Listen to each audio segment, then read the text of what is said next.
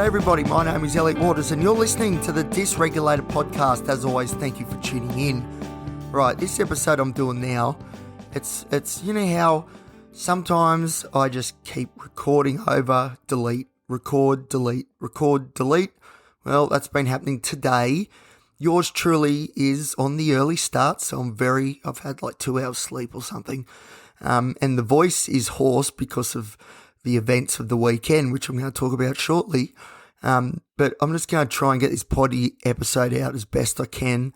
And if you're a new listener, don't necessarily judge the show by this episode. Okay, so what am I talking about? Why have I got no voice? Well, who knows or remembers that Oasis is my favourite band, along with AC/DC. Oasis have been the soundtrack, especially the last couple of years. AC/DC was very sort of early 20s. Oasis is more late 20s, early 30s. Well, both of them. Anyway, Oasis has been a huge part. You know, it's been their songs, the soundtrack of relationship breakdowns, the soundtrack of new opportunities. You know, there's a song for every moment. There's a song for every mood. And I've ticked them all off. So I'm a big fan, you know. I listen to Oasis every day. I follow everything about Oasis on Instagram and Facebook and whatever. I search news articles about them. I would be pretty confident in saying that my love affair with Oasis could be some sort of autistic fixation, maybe, or a hyperfixation from the ADHD. But that's more sort of task-based, whereas the whole broader idea of following Oasis every day like this, I think it leads more to the autistic side of things. But I don't know, whatever it is, I love Oasis and it's good. But, you know, I don't know if you guys know the history of Oasis, but the Gallagher brothers, Liam and Noel, hated each other, didn't talk to each other for 15 years. It never looked like the band was going to get back together. Then just the other day, the band got back together and they announced 17 dates across the United Kingdom and Ireland. And I knew I had to get a ticket, but man, have I been petrified. The good news is I got a ticket, but I'll explain that in a minute because there's a lot to it. It was an absolute schmozzle, but I got off really well, as we'll find out. So 17 dates across the UK and Ireland. Something like 40 million people wanted tickets. I did the maths. The chance of me getting a ticket at one show was about 2%. So that's next to nothing. So it got announced and I was petrified from the moment that I heard that they had started this reunion. And I was thinking, I don't know if other people usually react like that when their favourite band gets back together, that their primary emotion is being scared and anxious and catastrophizing. But that's how it happens with me, because I know how significant it would be for me to go over to the UK, back to Manchester and see Oasis. Like, this is the stuff of dreams, literally. Like, it would be a dream come true. It is top tier. So there's a big reward, but that means there's a big risk, because if I don't get a ticket, it would crush me forever. And it's that last bit that I really, really focused on over the last couple of days and since I heard about the reunion. It's been terrible. It's been keeping me up at night. I haven't been able to listen to the music without imagining myself, you know, some catastrophe where I don't get a ticket and it just completely... Well, I do episodes about how you need little wins to sort of keep you going. You know, you need a couple of wins.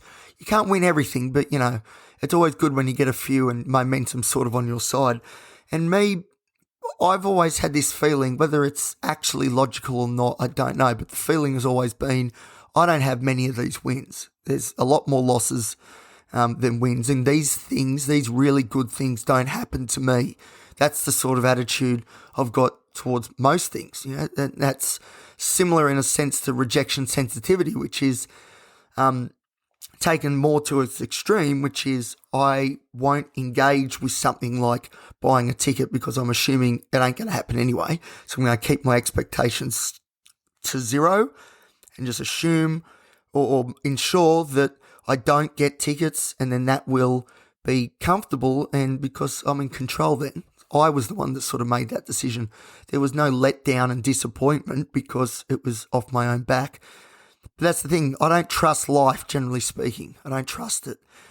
I'm getting better with it, but at the same time, there's been a lot of losses, and there's been a lot of opportunities where there could have been some really great wins, which really could have turned things around potentially, and they never eventuated. And this pattern seems to have repeated over and over and over itself. Again, maybe this is my negative disposition talking, but that's how it feels, and it feels very real to me that we're just a loser. There's winners and losers in life, and I'm one of those losers. So I had to overcome that sort of thoughts and feelings, push that aside as best I could. And I was like, no, let's give ourselves a chance because this would be life-changing. Let's give it a go. But man, I've been petrified. So, Oasis, get back together. It's all over the news. Like I said, people are, seem to be excited. Fans are excited, can't wait. And I've just been packing it. Oh, it's been terrible. So anyway, the day when they go on sale, it was a bit going on. So they went on sale Saturday just gone, which doesn't mean too much. It's 6 p.m. But I was at work 10:30 till 7 p.m. So you see, 6 p.m. that's within my shift. I'm at work. I had to manage that. So thankfully, I've got some great managers that sort of looked after me. But at the same time, all day Saturday, I was just kicking rocks, trying to count the clock down so I knew one way or another if I was going to be able to get one, or as I assumed I wouldn't. But at least then, I think I actually said this to someone. I said, at this point, I don't even care. I did. At this point, I don't even care if I don't get one. I just need to know. And that's what it was like all day Saturday. It was torture. Whenever I thought about it, I thought about not getting a ticket. It was just, and how much pain that would be, and what a missed opportunity. And this is where it gets a little bit to the dangerous end. This reaffirms my view that, life just isn't for me, sort of. Don't get me wrong. Okay, that sounds worse than what it was. More that life is not going to give me the pleasures that I seek, and that's just the way it is, and I need to accept that and just meekly sort of proceed because, nothing good's coming, so just keep our head down and try and be as safe as we can. These are huge thoughts and go real deep. They're real fundamental. This idea that life just isn't going to give me the gifts that I'm seeking. And it's been triggered in this point by an opportunity to see my favourite band, who are finally back together, who maybe never were going to be. There's a lot of good news in there, but I didn't see any of it, and I just felt and visualised in my head not being able to get a ticket, sold out or whatever. So it was a very difficult couple of days. And as I said at the end of it, I just sort of wanted to know one way or another if I'm going or not. I don't care. I just need to know so I can move on, because it occupied all of my thoughts. It was obsessive, the OCD kicked in and really grabbed hold of that negative emotion, that anxiety that OCD it was an anxiety disorder. There's a bit of debate about that, but anxiety is a key component of OCD. And what OCD tends to do is grab maybe some existing generalized anxiety, and then it starts to really ramp it up. And that's sort of what was going on here. It really ramped up, and it was not very good. But hey, guess what? I got the ticket. Millions applied, 2% chance. At first, so Dublin was the first show that went on sale. It actually went on sale at 5 p.m. And I was like, Dublin's not my first pick, but man, I should just get in there and see if I can just jag a ticket, because it's going to be so hard. I should give myself every opportunity. So anyway, so I get on there and I'm in queue number 14,597, I think it was. And I was thinking, that's not too bad, because the show's at Croke Park, which holds 80,000 or 60,000 or something. I was like, I'm well within, the attendance capacity here, waiting in line with Ticketmaster. Because Ticketmaster just randomly assign you to a position.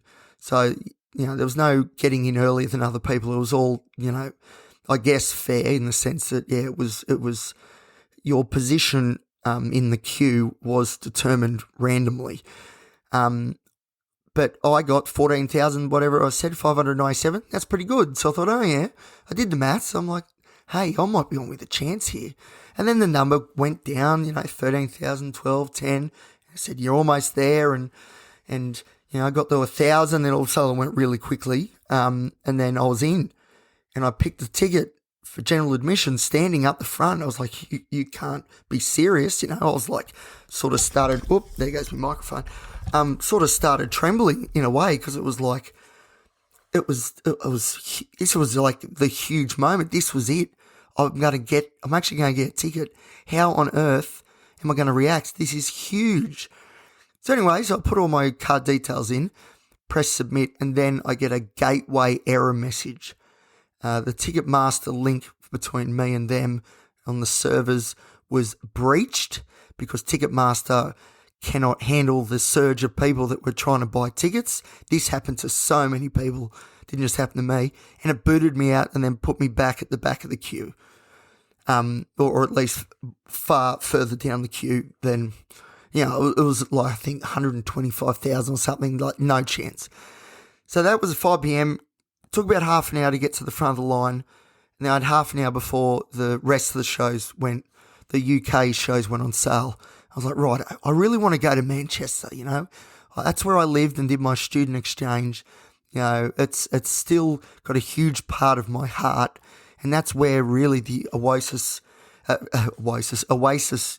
of fandom and really, really kicked into gear because that's where they're from. Oasis are from Manchester. And, walking to university as an Aussie on the student exchange in the streets of Manchester while listening to Oasis, like, to me, that's about as good as it gets, except maybe seeing them live, which is what I wanted to do. So I jumped on and I was like, and I was really disappointed. I was like, yep, the Dublin incident, to me at that point, in that moment, confirmed everything that I already knew, which was good things like this just do not happen to people like me. I don't know why. I don't know why it has to be like this.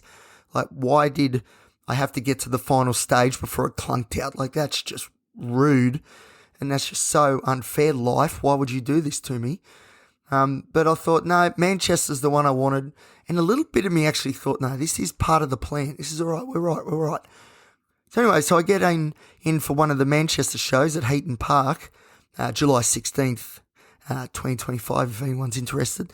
And I'm at like it hasn't opened yet, but I'm at like 2,400, I think, and 23 or something. I was like, holy dooly, this is good. But I was concerned because I'm thinking, something will happen. Life will just, take the wind out of me and, cut me down right when I think something good's about to finally happen. That just kept going over and over and over. That Dublin incident for the half an hour between the gateway error and me getting back in the queue for Manchester was, it was, I remember I sat there and I was just like, why? Why does this have to happen? Why? And part of the reason I was asking why one thing I was asking about was like, why do I have to be so obsessed with these things? Why do I have to be such a massive fan of Oasis that not getting this ticket is going to ruin me? Why? Why do I have to always take these things to the extreme? All of a sudden, these negative cognitions that mostly that one's been lying dormant, all of a sudden was back. And as I said, the Dublin incident, to me and my inner critic and my just, those parts of me that are not as positive as they could be, but are there to try and protect, was telling me, look, we told you this stuff doesn't work out for you. You need to listen to us and sort of let these things go. And I was very tempted not to even try Manchester, just close my phone and go, you know what, just got to move on, close that idea and just press on. But I jumped on. I was at 2,400 and I was sure I was going to get booted off. Same thing would happen again. Of course it would. This is just setting me up for more pain and misery because that's what life does, or at least in this moment is that was all I could think of. So negative. It was it wasn't like waves of negative emotion. It was like someone flicked the switch and all of a sudden it was just maxed out. It was, like all these different negative cognitions were popping up out of nowhere, and it was like, whoa, we're deep in the depression sort of episode here. And it all happened very, very quickly. I spiraled very quickly when that Dublin incident happened, and was like, this is what happens to me in life. I need to get used to it because, my future is full of, if we got one, is full of disappointment like it has been forever. Now, me sitting here now thinking logically that's not true, but in that moment, there's no logic for me. I'm just thinking negative and the worst possible scenarios that there are. So I got through the Manchester one and picked the ticket, general admission, and then put my details in, and then I pressed submit, and I waited and waited. Even now I'm getting stressed about it, and waited, and then it said, congratulations, you're in. Manchester, Heaton Park, Oasis, unbelievable. And I actually thought that I would cry. I was ready for it, and that's sort of what I envisaged if it did go the right way, that it would be such an emotional outpouring because something amazing has actually happened or will happen. Just the relief and the gratitude for life giving me, this opportunity. When I was thinking about it, when I was trying not to think about the negative and maybe think about the positive, although these thoughts were fleeting, there's emotion. Well, that's me, isn't it? There's emotion in everything I do. And this is the same. But what was interesting was there was no crying. I just sat there stunned, absolutely stunned, and just couldn't believe it was true. And then I kept checking my emails to make sure I wasn't, going psychotic and having delusions and all this sort of stuff. Excuse me. And I still do. I did that this morning. Even we're a few days after now. Today's Tuesday. That was Saturday. Every day I still keep checking that email just to make sure it's real and it's actually going to happen, because I don't know. I'm still worried that something's going to happen. But anyway, I'm pushing that aside because something good has happened. And I'll tell you, there was a lot of good luck. I wasn't number 500,000 in the queue who had no chance of getting a ticket. I wasn't like these poor people who were lined up in this virtual queue for 6-7 hours just to get to the front finally, and then be told there's no tickets, or to also get the gateway error, which happened to so many people. Like the Dublin show, I was in line for 20 minutes, then got through, and Manchester, I was in line for 30 minutes and got through. And I go on Oasis forums and stuff. I haven't really found anyone that had an experience that was as seamless, although not completely, but as seamless and successful as the one I had. And I'm using that truth, that reality, to push back and say, so these negative thoughts that are still there, but I'm pushing them down because it's like, hey, here's some tangible evidence that the world isn't all bad. Like 2% chance of getting a ticket. That was the other thing. As the tickets were getting sold, Ticketmaster and Oasis, unfortunately, engage in this thing called dynamic pricing. So as the supply dwindles, because people are buying more and more tickets, the price all of a sudden starts going up. So it might have been advertised at £150, for example, but because of the dynamic pricing, and maybe out of the 80,000 you were lined up at 75, you're paying 4 times as much, or you don't get a ticket. You got no choice. I paid, thank God, face value because somehow I got in early. Because I would have probably paid just about anything, but that would obviously have massive ramifications because I'm not exactly wealthy, as we know. Not really flush with cash. I got enough for face value, but that's it. I know that if it gone up, I'd still be like, nah, I can't miss out. I've got to pay. I just won't tell anyone how much I paid on this, and it'll be our little secret. And I'm so happy I didn't have to do that, because that would have sort of ruined it a little bit, I think, being like, oh yeah, it's sent me broke, and you don't need that. So overall, well, besides the Dublin little hiccup, which, look, I didn't really want the Dublin show anyway. I wanted Manchester. That's the significant one for me. And that's exactly what I got. And I got it easily, I got it quickly, and I got it cheaply. And, the this doesn't seem like the normal way the program operates for me, but it did, and it's amazing. Now, the reason I got no throat is because, no voice, is because after I got the ticket, so I finished work, but I wasn't doing any work, I was just buzzing. And I've been talking about this so much, like everyone was like, people were patting me on the back and going, oh, I'm so glad, Elliot, I'm so glad I was thinking about you.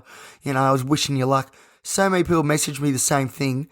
And I was like, geez, I am fixated on this stuff. And I tell a lot of people about it too. But everyone was very, very happy for me, which is great. And that felt pretty good too. And then after work, like it just got better and better. My favourite Oasis tribute band, who I already had tickets to well before this reunion was announced and the ticket sales were made, put on this Saturday. I was already going to this tribute band, Wonderwall, anyway. So I go to this tribute band. And I've got a ticket.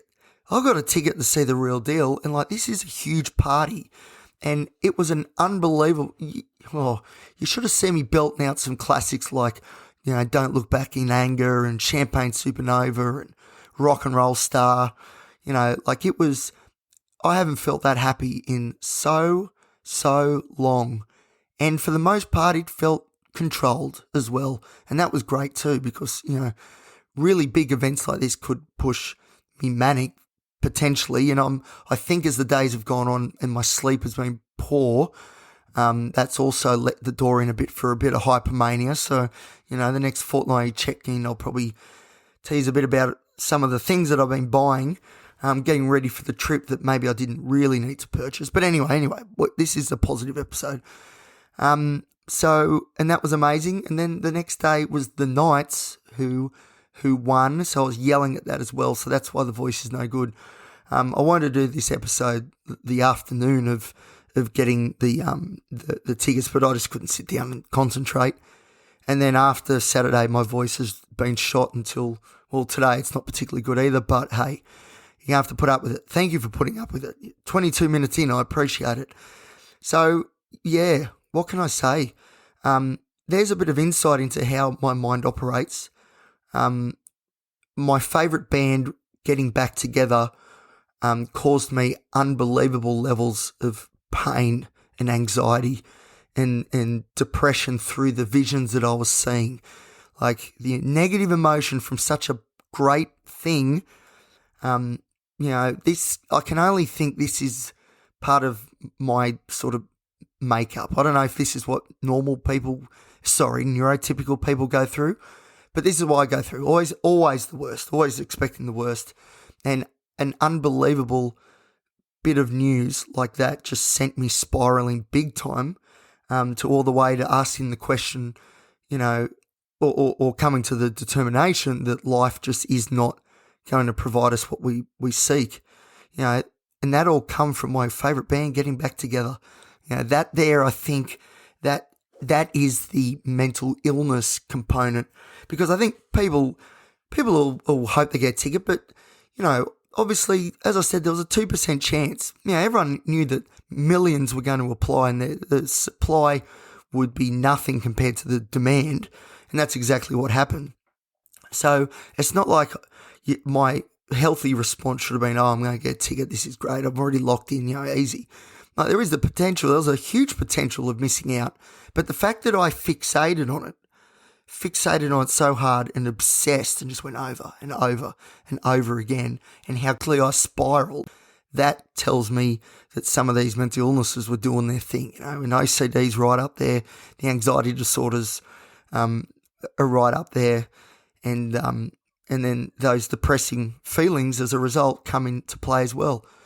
And that makes one very stressed Elliot at work, trying to concentrate on work and have time go quickly, knowing the stakes that were at hand. That Saturday was so stressful, but that Saturday night, watching Wonderwall, the tribute band, like that was next level. That was unbelievable. Imagine how good it's going to be when I go see the real thing. Holy dooly. All right, that is that episode. I actually went along a bit longer than I usually do. I hope I didn't repeat myself too much because I'm so tired. And I Really needed to get this out though. This is one of those episodes that, like I said, I've been trying to do over and over and over since I finished work. It's now 8 o'clock at night.